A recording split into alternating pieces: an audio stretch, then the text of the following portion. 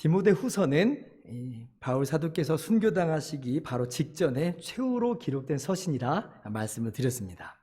그런 측면에서 오늘 디모데후서 4장 말씀은 그야말로 바울 서신의 마지막 중에 마지막이라 할 수가 있겠죠. 마치 사형수에게 죽기 직전에 한마디 남겨보십시오 할 때 그 말과도 같은 그러한 내용이 오늘 4장의 말씀이라 할 수가 있는 것이에요. 제가 아주 오래전에 기독교 유적답사차 로마에 다녀온 적이 있어요. 거기에 바울 순교 기념교회라고 하는 곳이 있는데 사도 바울이 이 네로 황제 박해 때 순교당한 곳으로 알려져 있습니다. 그래서 제가 이제 그 기념교회를 가봤는데요. 참 인상적인 벽화 하나를 보게 됐어요. 제가 그림을 좀 가져와 봤는데 제가 직접 찍은 사진입니다. 굉장하게 이 리얼하게 표현이 돼 있죠. 잊혀지지가 않더라고요. 이 바울은 로마 시민권자라서 참수형을 당합니다. 더 끔찍한 사형 방법이 많은데 그래도 시민권자라고 좀 고상하게 그렇게 처형한다고 한 게 참수형이에요. 그래서 이제 바울이 참수당하게 되는데 이 참수당할 때 이제 머리가 땅바닥에 이렇게 3번 튀어요. 이제 튀는 곳마다 분수처럼 샘물이 솟아났다. 그래서 이제 그림에 이렇게 표현되어 있는 것이고, 그래서 그 기념교회 이름이 새분수교회입니다. 근데 뭐 분수가 솟아났다는 것은 워낙 로마 카톨릭이 그런 미신적 전승을 많이 만들어내 가지고 이거 믿거나 말거나예요. 그런데 분명한 것 하나는 뭐냐면 그리스도의 위대한 그 능력의 사도였던 바울의 마지막 모습을 보면 인간적인 시각으로 볼 때는 참으로 비참하고 허망한 모습 그 자체였다라고 하는 거예요. 여러분, 미신적인 전승 빼고 한번 실제 모습을 상상해 보세요. 참수당해서 죽임을 당하는데 무슨 하늘문이 활짝 열리고 찬란한 빛이 막 쏟아져 내리고 하늘에서 자라였도다 착하고 충성된 종아 막 그런 음성이 들리면서 막 그런 주변 사람들이 그래가지고 오 바울 그런 식으로 죽지 않아요. 굉장히 멋있게 죽는 것처럼 우리는 생각을 하지만 실제 모습은 그렇게 멋들어진 모습이 아니에요. 그저 번뜩이는 칼이 한번 휘둘러지고 바울 사도의 몸뚱아리는 맥없이 땅바닥에 내동댕이 쳐졌을 거예요. 얼마나 무기력하고 얼마나 허무하게 보여요. 그 자체로만 보면 바울의 패배와도 같아 보이는 그런 모습이에요. 여러분, 우리는 순교라고 하면 어떤 멋있고 화려한 그러한 순교의 모습을 상상하고 기대하곤 하지만 실제로는 그렇게 화려하지도 않고 멋지지도 않아요. 이 땅에서 그렇단 말이에요. 그러나 오늘 바울 사도는 그 이면에서 벌어지고 있는 것을 바라보라고 우리들을 가르칩니다. 8절 말씀이에요. 같이 한번 읽어봅시다. 시작. 이제 후로는 나를 위하여 의의 면류관이 예비되었으므로 주 곧 의로우신 재판장이 그날에 내게 주실 것이며 내게만 아니라 주의 나타나심을 사모하는 모든 자에게도니라.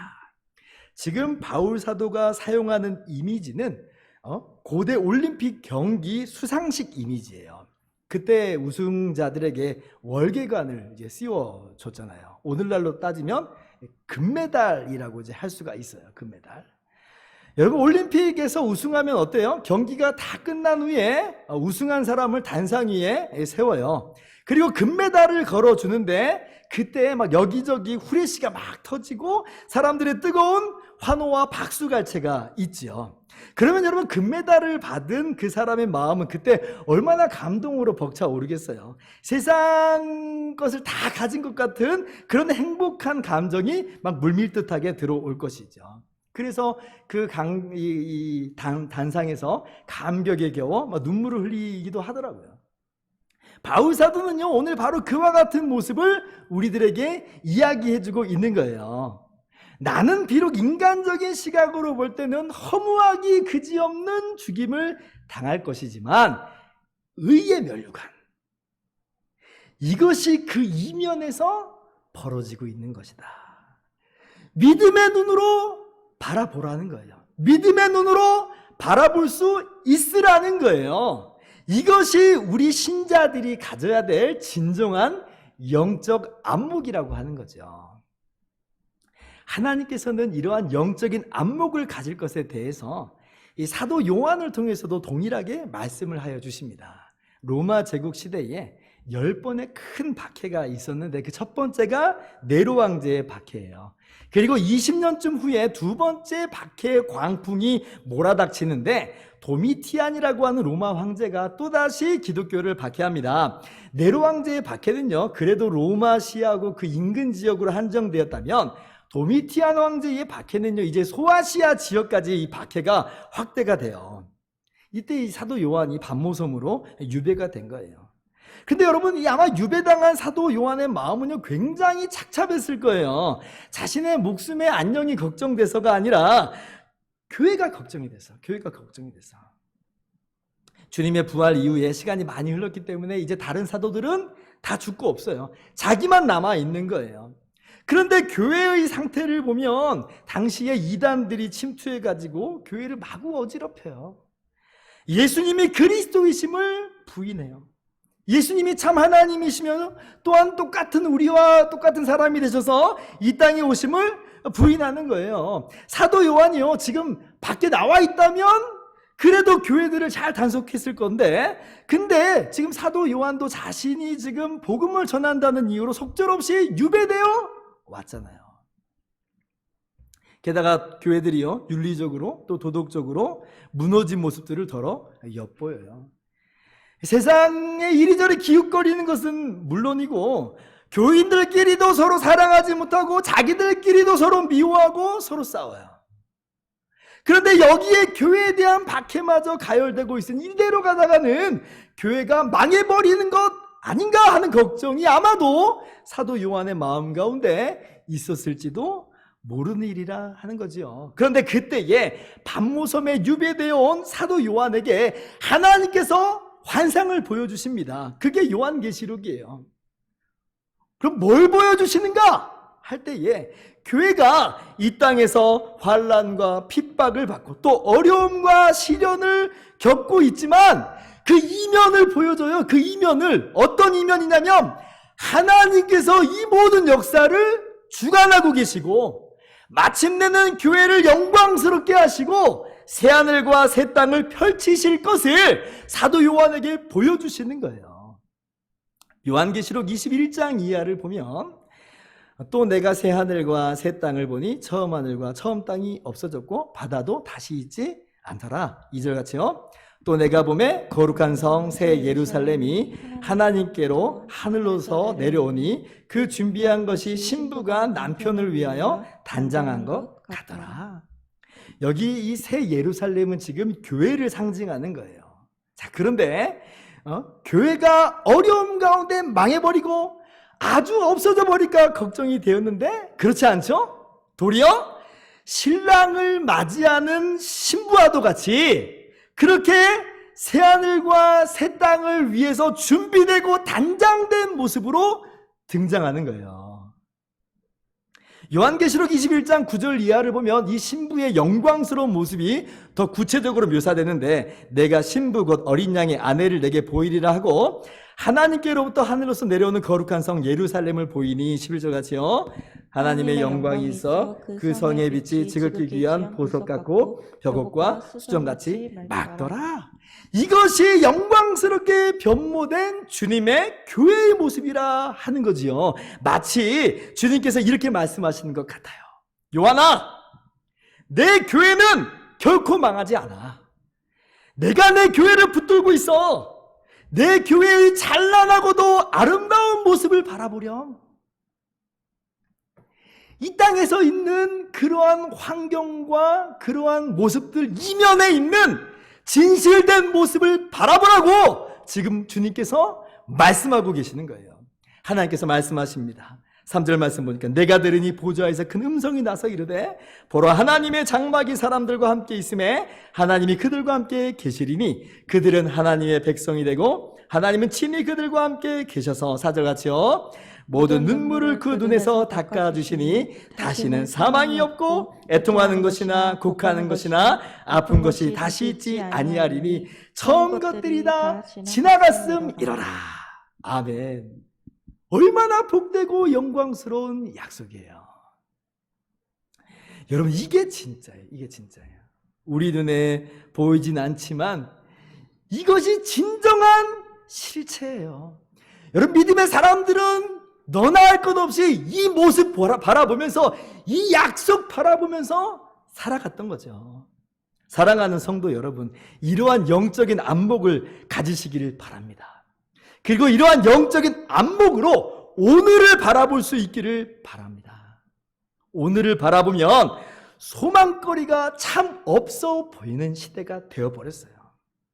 그러나 우리가 오늘을 살아낼 수 있는 힘과 용기를 가질 수 있는 이유가 바로 여기에 있는 것이에요. 문제는 우리의 영적인 시각이 마치 소경과도 같이 가려진 게 문제지, 눈에 보이는 환경과 여건이 진짜 문제는 아닌 것이죠. 성도 개개인에 대한 주님께서 예비하신 진정한 비전을 바라보세요. 교회에 대한 주님께서 준비하신 진정한 비전을 바라보실 수 있는 저와 여러분 모두 되기를 주님의 이름으로 축원합니다. 오늘 본문 디모데후서 말씀은 이런 영광스러운 비전을 우리에게 보여주면서, 그러므로 오늘을 살아가는 우리가 이 땅에서 어떻게 행해야 할 것인지에 대해서 이제 말씀하여 주십니다. 어떻게 행해야 되는가?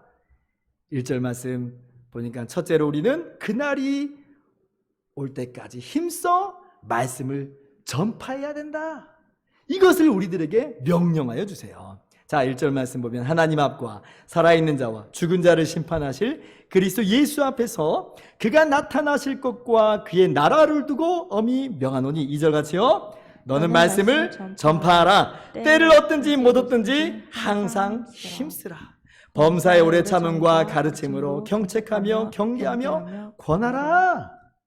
여러분, 1절 말씀 보니까 바울 사도의 시선이 항상 어디를 향하고 있는지 잘 보여주죠. 심판하실 다시 오실 그리스도, 주님께서 그때 이루실 찬란한 나라, 이것이 항상 바울이 바라봤던 교회의 영광스러운 미래고 성도 개개인의 복스러운 소망이에요. 그러므로 그것을 앞에 두고 디모데에게 엄숙하게 명령하는 겁니다. 2절 말씀 보니까 너는 말씀을 전파하라. 오늘을 살아가는 우리들에게도 마찬가지예요. 너는 하나님의 은혜의 말씀을 전파하라. 지금 상황에 무너져 버리지 말고, 지금 상황에 포기하지 말고 말씀을 전파하라. 목사님, 성경 말씀 그렇게 말해도요, 지금은 때가 아닌 것 같습니다. 지금 분위기가 얼마나 살벌한데요. 그냥 지금 입 다물고 우리의 정체성 숨기고 가만히 있는 게 제일 좋은 것 같습니다. 이러다 조금 분위기 좋아지면 그때 가서 복음을 전하도록 하죠. 무슨 말씀인지 충분히 이해해요. 단기적인 어떤 전략상 그럴 수밖에 없는 상황이 지금 있을 수 있어요. 우리 교회만 해도 지금 토요일 날 항상 우리가 노방전도 해왔었는데 지금 올해 들어서는 한 번도 못했잖아요. 전염병 때문에. 그러나 우리가 그럼에도 불구하고 오판하지 말아야 될 것이 한 가지가 있어요. 그게 뭐냐면, 복음 전파의 여건과 상황이 점점 나아질 거라고 하는 생각은 그건 오산이라고 하는 거예요. 오산이에요, 오산. 그러니 그때 가서 나중에 여건이 되면 복음을 전파하는 것이 훨씬 지혜로운 모습이다? 아니요, 그렇지 않다는 거예요.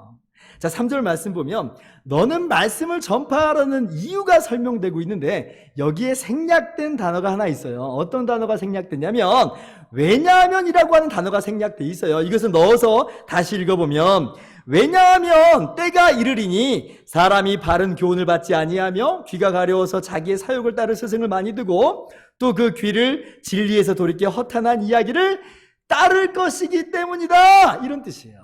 즉 미래에는 사람들이 하나님 말씀을, 성경 말씀을 들으려고 하지 않는 상황이 도래할 것이라는 거죠. 따라서 그런 시대가 도래하기 전에, 더 늦기 전에 바로 지금 말씀을 전하기를 힘쓰라, 이것이 오늘 본문의 말씀이에요. 그러니 상황이 앞으로 좋아지면 그때 가서 말씀을 전합시다. 아니요, 그것은요 상황을 너무 낙관적으로만 본 거예요. 물론 역사의 흐름이라는 것이 일직선이 아닙니다. 상황이 좋아졌다가 또 나빠졌다가 또 좋아졌다가 나빠졌다가 하는 굴곡이 있어요. 그러나 근본적인 경향성을 알아야 된다는 거예요. 근본적인 경향성은 뭐냐면 내리막이에요. 내리막. 사람들은 점점 더 완악하고 부패한 본성을 여지없이 드러낼 것이에요. 이것이 성경이 말하는 바예요. 그러므로 우리의 근본적인 자세는 무엇이어야 되냐면 상황이 좋아지면 하겠다가 아니라 때를 얻든지 못 얻든지 힘쓰겠다라고 하는 것이 우리의 근본적인 자세가 돼야 되는 것이죠. 전염병이 돌고 있는데 무모하게 나가서 복음 전해야 된다. 상대방이 불쾌하는데도 무례하게 복음을 전해야 된다. 그런 뜻이 아니고요. 그것을 빌미삼아 나의 게으름과 무책임을 정당화하지 않겠다는 거예요. 우리는 언제든지 복음을 준비할 수 있도록 항상 준비하는 자세를 갖추어야 할 것이며 또 복음 전파를 위해서라면 나의 편안함 내려놓을 수 있는 그러한 마음가짐을 가져야 할 것이에요. 그래야 잠깐의 기회가 우리 가운데 열렸을 때에 우리가 그걸 놓치지 않고 복음을 전할 수가 있죠. 심지어는 기회가 없는 것 같은 그 상황 속에서도 기회를 만들 수 있는 것은 그런 준비된 자세의 사람들이 그렇게 만들 수 있는 거예요. 성경 에베소서 5장 16절을 보면 아주 유명한 말씀이 나와요. 세월을 아끼라 때가 악하니라. 여기서 세월을 아끼라 라고 하니까 마치 시간은 한정되어 있으니까 시간 아껴 쓰고 효율적으로 사용하라 그렇게 이해하기 쉬워요. 그런데 사실 이 아끼라라고 하는 말은 효율성하고는 거리가 멀어요. 도리어 이 말은 무슨 뜻이냐면 값주고 사다 이런 뜻이에요. 값주고 사다. 시간을 사라 이 말이에요. 시간 사라. 기회를 사라 이 말이에요. 여기에 대해서 우리 동기 목사님 한 분이 교단 신문에 칼럼을 썼는데 그때 그래서 그분의 결론이 이거였어요. 그러므로 여러분 아껴 쓰려고 하지 말고 반대로 넘치게 쓰십시오. 넘치게 쓰십시오. 이게 무슨 말이냐면 시간이 한정돼 있다고 쪼개가지고 그렇게 바쁘게 살라는 이야기가 아니라 남편과 아내를 위해서 자녀와 부모를 위해서 이웃을 위해서 도리어 시간을 넘치게 쓰라는 거예요. 넘치게 쓰라. 그럴 때 진정으로 기회를 사게 된다. 기회를 사게 된다. 우리는 세월을 아껴야 된다니까 시간을 아끼려고 하는데 그게 아니라는 거예요. 예를 들어서 아들이 친구 관계 때문에 막 힘들어해요. 그런 아들에게 이렇게 말한다고 생각해 보세요. 야, 아빠가 정말 바쁜 사람인 거 알지? 시간 정말 쪼개서 아껴 쓰고 있거든. 내가 딱 7분 30초 줄 테니까 네가 하고 싶은 말 다 해라. 네 속마음 다 털어놔라. 내가 집중해서 들어줄게. 이렇게 말하는 사람 있어요? 아니 그렇게 말하는 사람 얼마나 바보 같은 아빠예요. 그건 시간을 절약하는 거일 수는 있지만 그것은 세월을 아끼는 건 아니에요. 세월을 아끼는 건 아니에요. 아이들과 소통하는 소중한 기회를 걷어찬 것에 불과한 것이다. 말씀을 전할 기회가 없다. 기회가 없다. 여러분 어쩌면 그것은요 환경적인 요인 때문에 그런 게 아니고 어쩌면 시간을 절약하느라고 우리가 세월을 아끼지 않아 그럴 수 있어요. 너무 바빠서 마음의 여유를 갖지 못해서 기회를 사지를 못하는 거예요. 그러니 우리가 이 마지막 때에 말씀을 전하지 못하는 것은 아닌가 돌아보아야 할 것입니다. 아직 때를 얻지 못했다면 여러분 세월을 아끼면서 이 기회를 얻고자 하는 각오를 가지고 그러한 모습으로 말씀을 전파하며 그렇게 힘쓰는 저와 여러분 되기를 주님의 이름으로 축원합니다. 둘째로 우리가 어떻게 행해야 되겠는가 할 때에 우리는 그날의 비전을 가지고 우리에게 맡겨진 직무를 끝까지 완수해야 됩니다. 끝까지 완수해야 됩니다. 자, 5절 말씀이에요. 같이 읽어봅시다. 시작. 그러나 너는 모든 일에 신중하며 고난을 받으며 전도자의 일을 하며 내 직무를 다하라.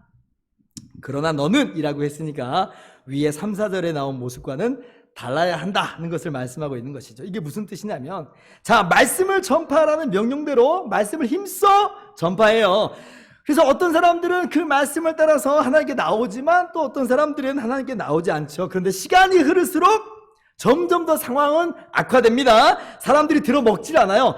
이것이 이제 3, 4절의 상황이라고 했어요. 자, 그러면 사람들이, 우리 사역자들이, 봉사자들이 어떻게 되냐면 대체로는 지치게 돼요. 지치게 돼요. 포기하고 싶은 마음이 굴뚝같이 일어나요. 실제 바울 사도가 순교 당할 즈음에 많은 사람들이 그렇게 지치고 또 포기하고 나가 떨어져 버렸다고 제가 지난번에 말씀을 드렸었죠. 오늘 4장 16절 한번 보세요. 내가 처음 변명할 때에 나와 함께 한 자가 하나도 없고 다 나를 버렸으나. 그래요. 이 사람들은요, 중도 포기한 거예요. 변절하고 타협하는 사람들도 생겼죠. 바울 사도는 지금 그 이야기를 하는 거예요. 자, 그러나 너는 포기하지 말고 중단하지 말고 내 임무를 완수해라. 얼마 전에 제가 저희 집사람에게 지금 이 시대는 특별히 목회자들을 위해서도 지치지 않도록 기도해야 될 때다, 그렇게 제가 말한 적이 있어요. 왜냐하면 코로나 때문에 모든 것이 지금 다 멈춰버린 것 같은 그런 상황이 됐잖아요. 목회자들의 몸은 굉장히 편해졌어요. 물론 정기적인 기도회와 예배 준비는 변함없이 하고 있지만 그 외에 성경 공부고 뭐고 할 일이 다 사라졌으니까 그냥 갑자기 멍해진 거예요. 게다가 텅 빈 주일 예배 모습, 우리 또 주일학교 예배 모습을 보면요, 마치 그동안 열심히 일궈놨던 밭이 한순간에 망가져버린 것 같은, 그것을 바라보는 농부의 심정과도 같은 그런 망연자실하고 안타까운 마음이라는 것을 부인할 수가 없어요. 기운이 쫙 빠져버리는 거죠. 특별히 우리 교회는 어때요? 우리 주일학교 학생들 전도하는 것에 얼마나 큰 힘을 기울였어요. 근데 이 시대의 제일 큰 타격이 뭐예요? 믿지 않는 가정의 자녀들이 제일 큰 타격을 받았잖아요. 게다가 이 코로나가 언제쯤이나 끝날지 기약할 수가 없어요. 올해 말에 끝날지 내년 말에 끝날지 답답하기 그지없어요. 그러니까요, 몸은 안 힘든데 마음이 힘들어요. 마음이.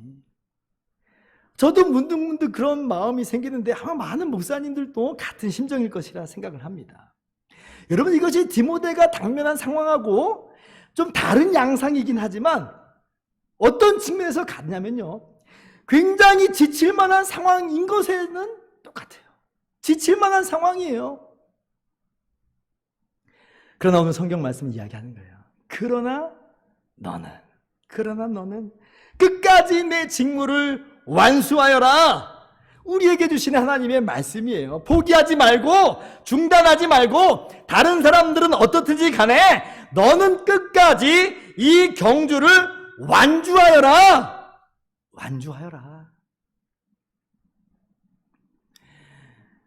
아니, 왜 목사님 그렇게 힘들게 살아야만 합니까? 그냥 다 포기하고 그냥 쉽게 살면 안 됩니까? 왜 나만 이 어렵고 힘든 신앙의 길을 가야 됩니까? 여러분, 왜 그래야 될까요? 바울 사도는 그 이유를 6절에 기록하고 있어요. 여기서도 사실 왜냐하면이라고 한 단어가 빠져 있어요. 넣어서 읽어보면, 왜냐하면 전제와 같이 내가 벌써 부어지고 나의 떠날 시각이 가까웠기 때문이다. 여기에 두 가지 의미가 있는 것으로 보여요. 한 가지는 이제 나는 곧 세상을 뜨게 되니 너에게 뒷일을 맡기만 하는 그런 의미가 될 수 있겠죠. 그러니까 포기하지 말고 임무를 완수하기를 부탁하마, 그런 의미일 수 있어요. 그런데 다른 한 가지는 이런 의미일 수 있어요. 디모데야, 날 봐. 난 내 직무를 다 완수하고 이제 주님 품으로 간다. 그런데 너도 알지? 하나님께서 나에게 의의 면류관을 주실 것이야. 그리고 주님의 다시 오심을 대망하면서 사는 모든 사람들에게 전부 이 면류관을 씌워주실 것이야. 그러니까 힘들다고 포기하지 말고 중단하지 말고 도망가지 말고 끝까지 그 자리에서 내 직무를 완수하렴. 7절과 8절 말씀까지 이어서 보면 이런 말씀, 이런 의미가 함께 내포되어 있는 것이죠. 여러분, 끝까지 달려가는 자에게 주시는 하나님께서 예비하신 상급이 있어요. 구원해 주시는 그 은혜 말고요, 그것에 더하여서 주시는 하나님의 상급에 대해서 제가 말씀드리는 거예요. 어떤 분들은 하나님 나라에 상급이 있겠나 부인하는 분들도 있어요. 하나님 나라에 무슨 차등이 있을 수 있겠어? 아니요, 그렇지 않아요. 하나님 나라에 분명하게 상급은 있어요. 고린도전서 3장 14절 이하에요. 만일 누구든지 그 위에 세운 공적이 그대로 있으면 상을 받고, 14절 같이요, 누구든지 그 공적이 불타면 해를 받으리니 그러나 자신은 구원을 받되 불 가운데서 받은 것 같으리라. 자, 지금 두 종류의 사람을 언급하고 있어요. 그런데 보세요. 이 두 사람은 전부 구원을 받습니다. 구원받는 것에선 동일해요. 그러나 한 사람은 상을 받고 한 사람은 해를 받는다 그래요.